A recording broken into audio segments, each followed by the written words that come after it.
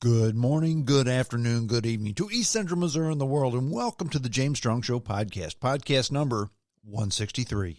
Thank you for joining us. Thank you for making us a part of your day. I appreciate it. This podcast was recorded on the morning of Saturday, March the 14th, from the James Strong Studio in Western St. Charles County.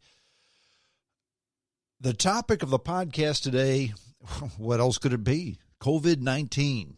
Now, let me tell you what the podcast is going to be about and what it's not going to be about before you turn it off.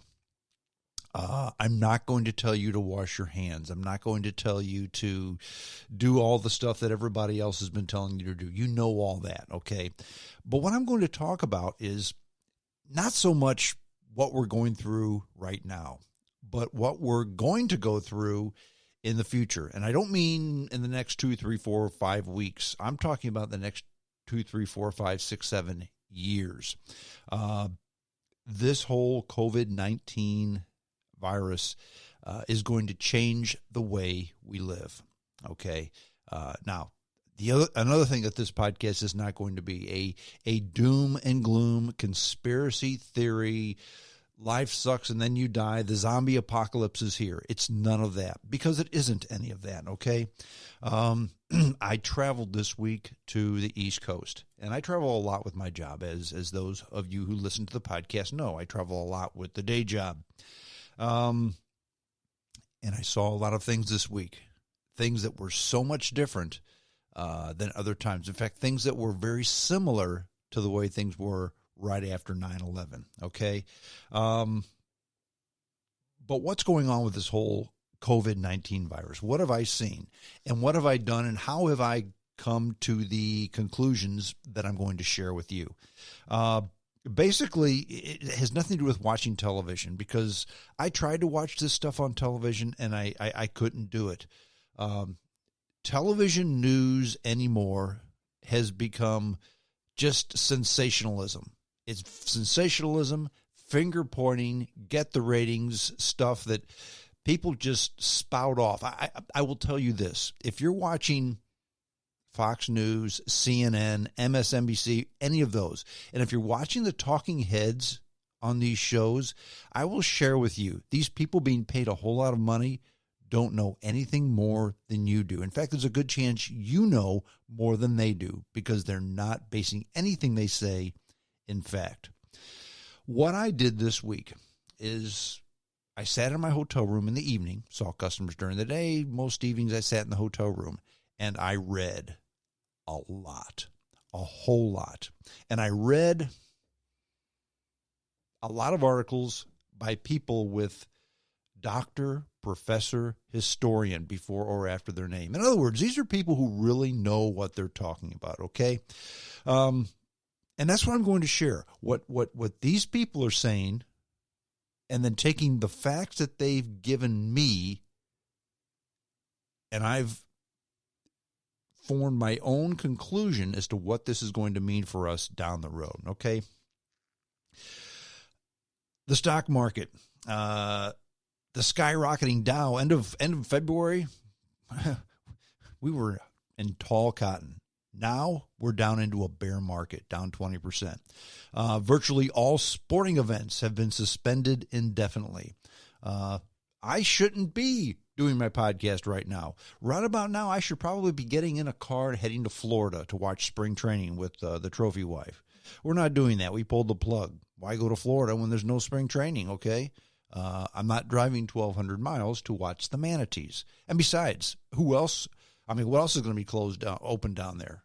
This time of year, Florida's full of snowbirds. So what are we going to do? Go to Golden Corral at 4 o'clock, eat our dinner, and then go home and watch Matlock? No, thank you.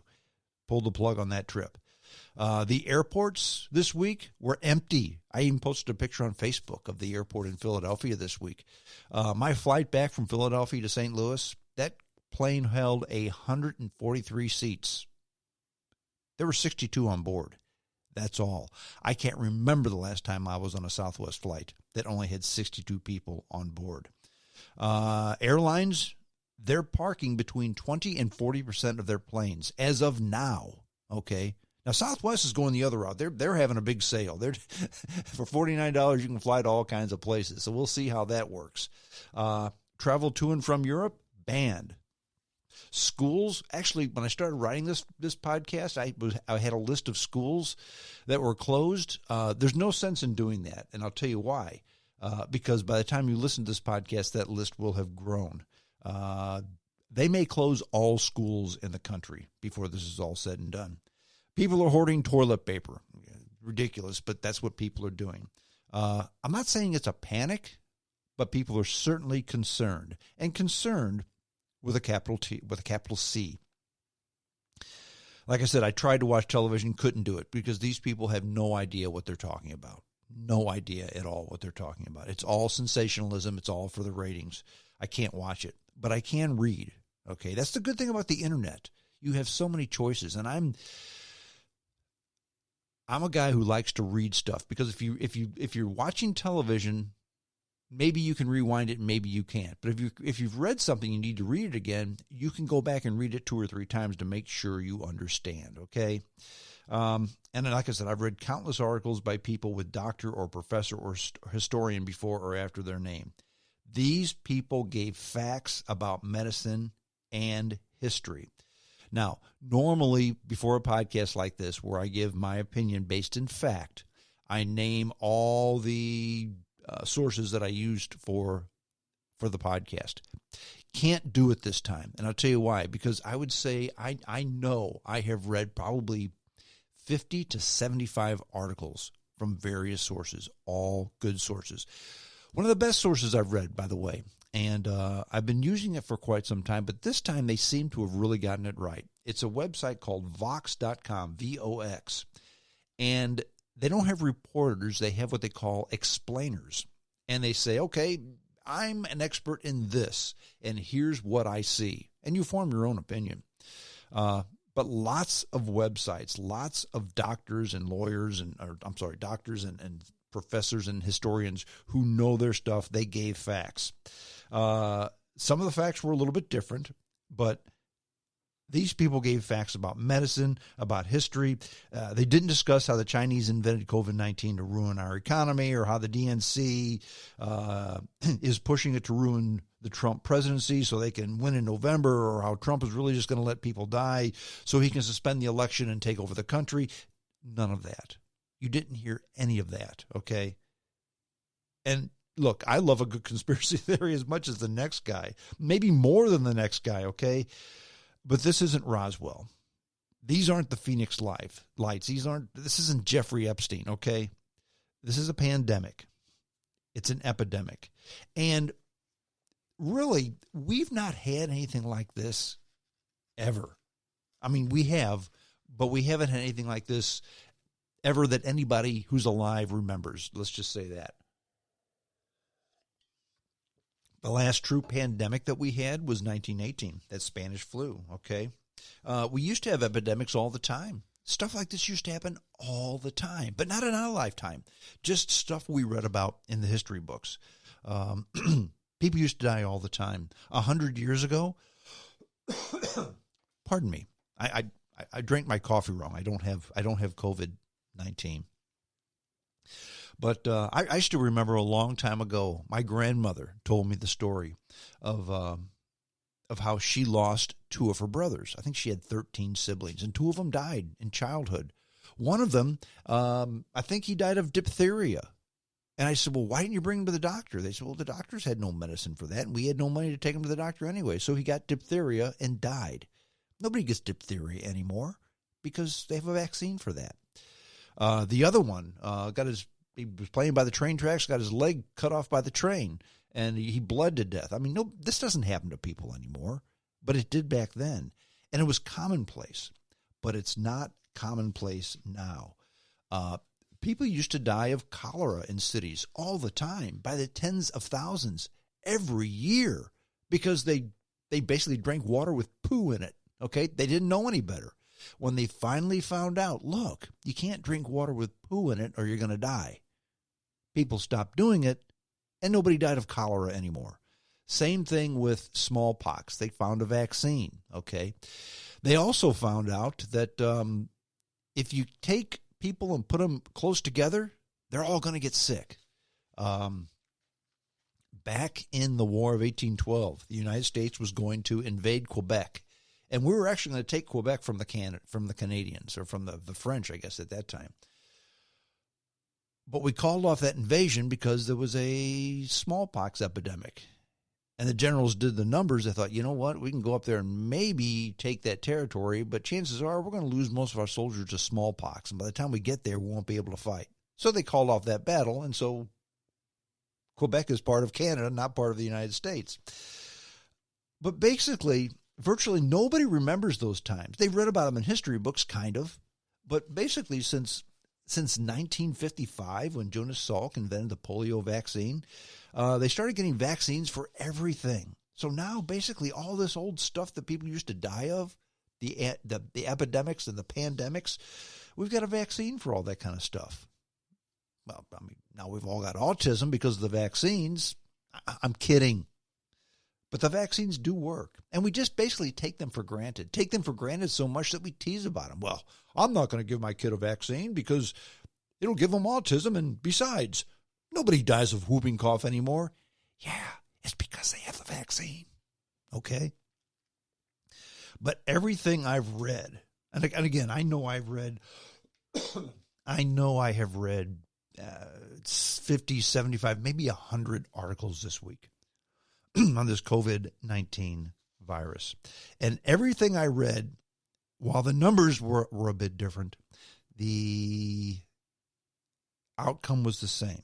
They all basically said the same thing. Look, we really don't know much about COVID-19. They're all saying this. We really don't know that much about it. We're not sure how it spread.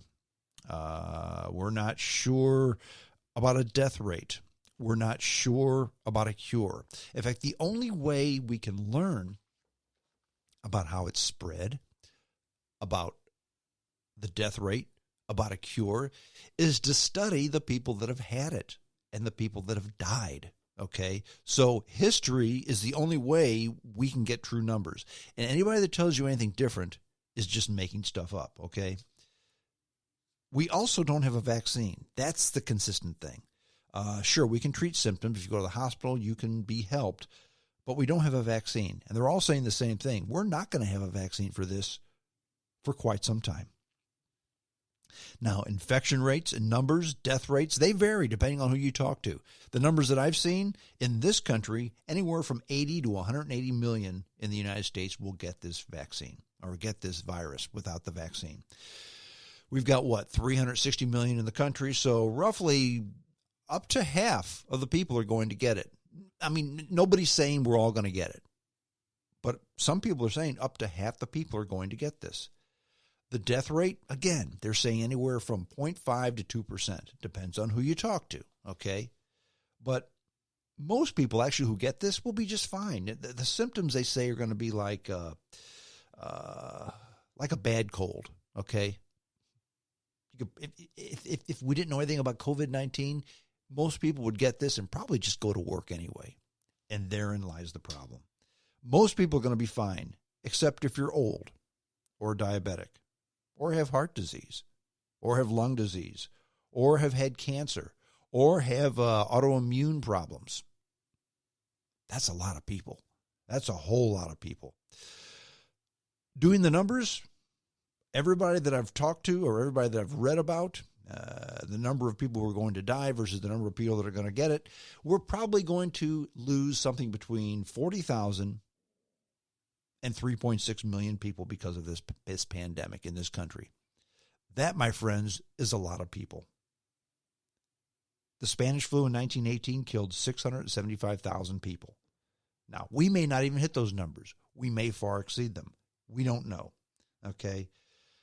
What the doctors do say is this COVID-19 is equally as transmittable. In other words, it's just as easy to get this as it was the Spanish flu, and it's only slightly less fatal than the Spanish flu. Now, who get it? And those who get it will have symptoms like a bad cold, but others, especially the old, the infirm, their lungs will fill up with fluid and they will die. And again, there's no vaccine. Now, this is not a zombie apocalypse, so stop it.